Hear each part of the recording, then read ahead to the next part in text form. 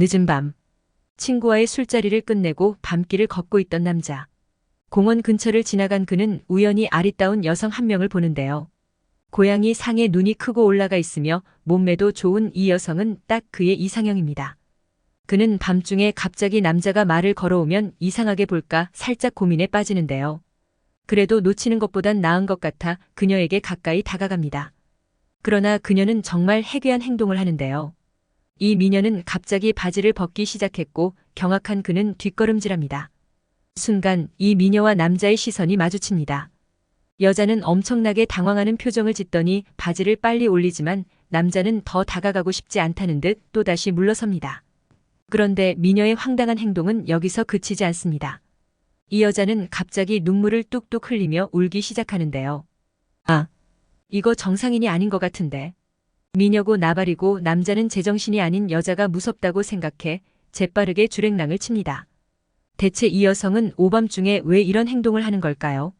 함께 알아보겠습니다.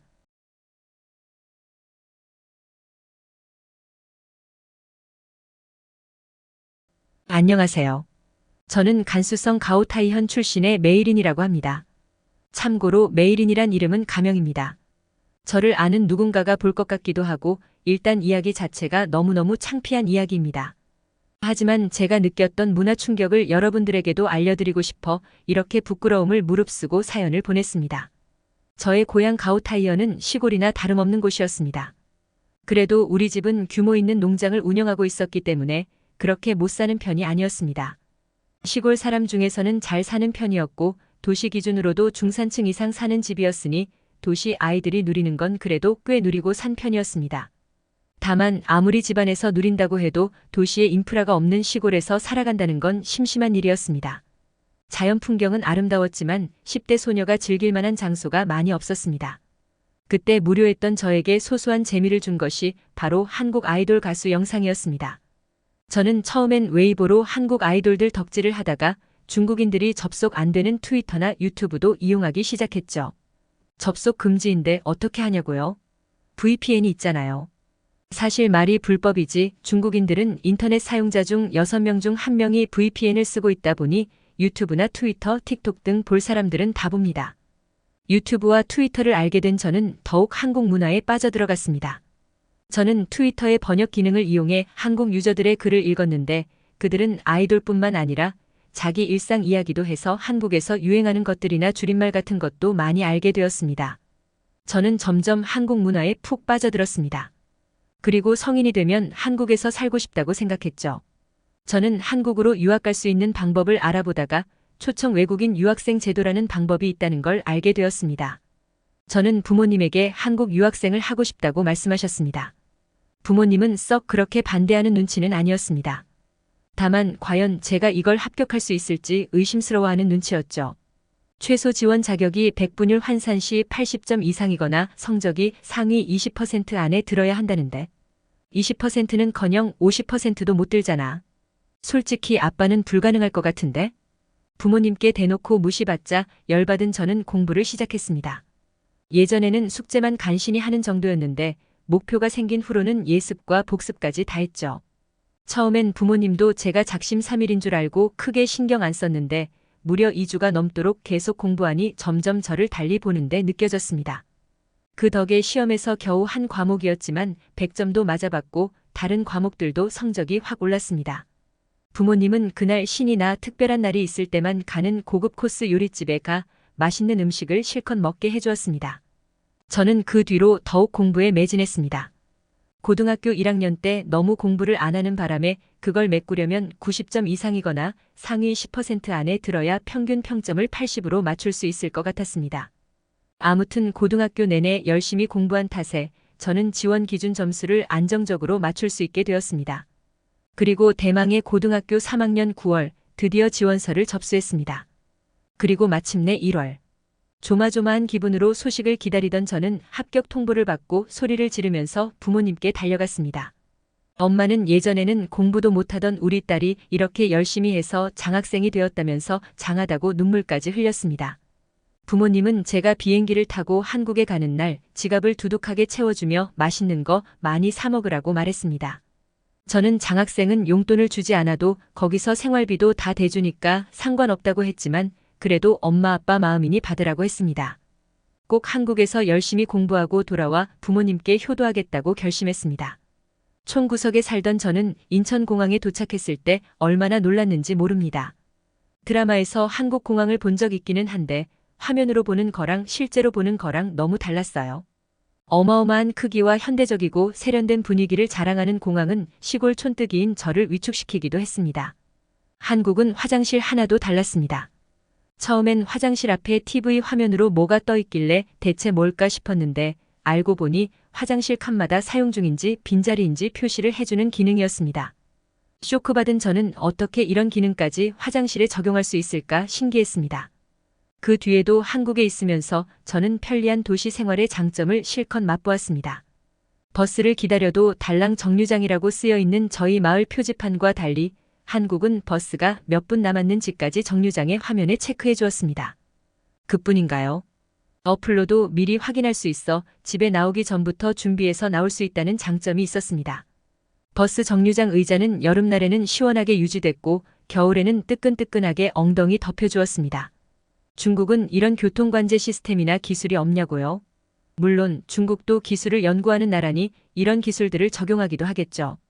하지만 SNS에서 중국에 사는 사람들의 모습을 보면 버스 앱이 있지만 시간이 정확하지 않을 때가 많다던가 대도시에서 조금만 멀어지는 소도시 지역만 가도 버스 기사들이 자꾸 지각한다든가 하는 단점들이 여실히 드러났습니다. 저도 중국인이지만 중국인들은 정말 한국 어플이든 미국 어플이든 따라하기는 정말 잘 따라하는데 정작 세심한 면들이 좀 부실합니다. 그리고 아무리 앱을 잘 만들어도 시민의식이 따라주지 않으면 별 수 없었습니다.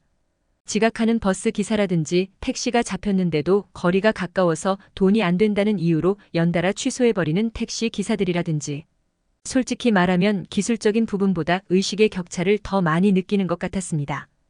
당장 한국 사람들은 어디를 가도 줄을 잘 서고 새치기 하는 사람들이 많지 않으며 남의 물건도 잘 훔치지 않았습니다. 중국이었으면 이미 3초만 정신 팔려도 사라진 물건들이라던가 쉴 새 없이 껴드는 사람들 때문에 스트레스 받는 상황을 한국에서는 걱정할 필요 없었죠. 하지만 이렇게 편리하고 사람들의 매너가 뛰어난 한국에서도 절대 안 가는 곳이 있었습니다. 바로 공중화장실이었습니다. 저는 학교 쇼핑몰처럼 확실하게 관리되는 곳만 썼습니다.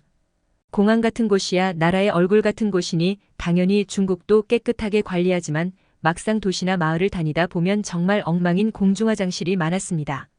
언제 청소하였는지 알 수 없는 것은 물론이고 가끔은 대소변의 흔적이 거하게 남아있기도 했습니다.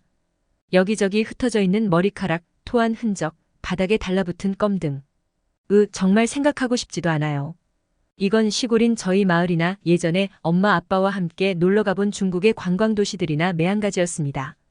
그래서 저희 마을 사람들도 웬만해서는 차라리 밖에서 소변을 보곤 했습니다. 네, 한국에서는 미친 짓이라는 걸 압니다.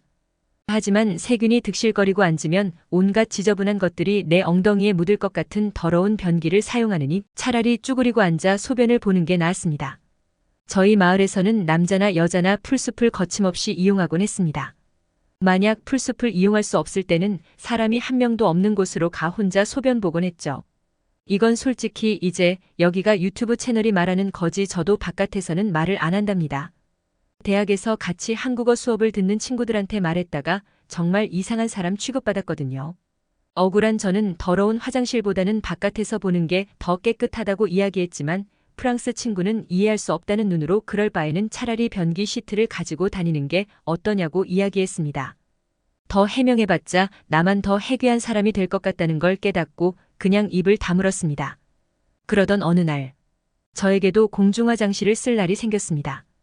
그날 친구들과 늦은 저녁을 먹고 집에 돌아가던 저는 갑자기 소변이 마려운 게 느껴졌습니다. 두리번거렸지만 주변에는 공원 공중화장실밖에 없었습니다. 공중화장실은 절대 쓰고 싶지 않았기에 사람이 있는지 이리저리 살폈습니다. 운 좋게도 이 주변에는 아무도 없었습니다. 저는 바지를 내리고 볼일을 보았습니다. 멍하니 땅바닥을 보고 있는데 순간 제 시야에 가슴 쪽에 묻은 양념이 보였습니다. 하필 위치가 가슴 쪽이라 좀 신경 쓰였습니다. 지금 빨리 지우면 없어질 얼룩 같은데. 지울 거면 당장 지우는 게 나았습니다.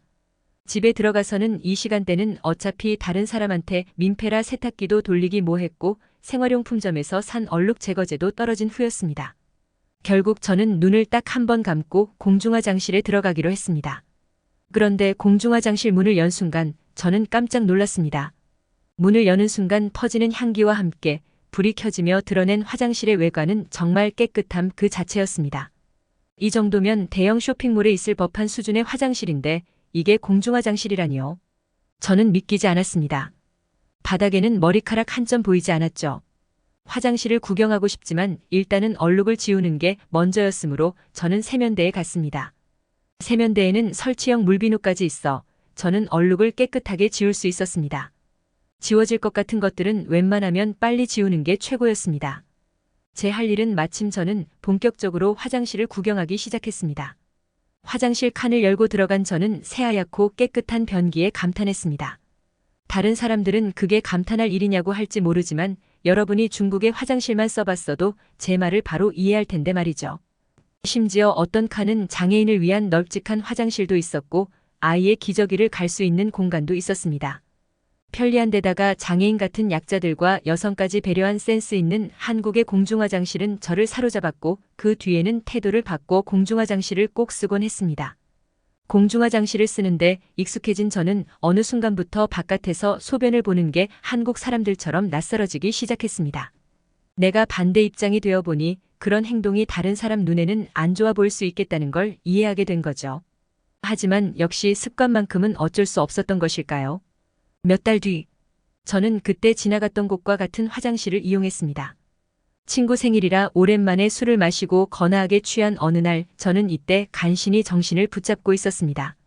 친구들은 택시를 타고 가라고 했지만 저는 15분 거리를 택시 타기가 아까워 걸어갔습니다.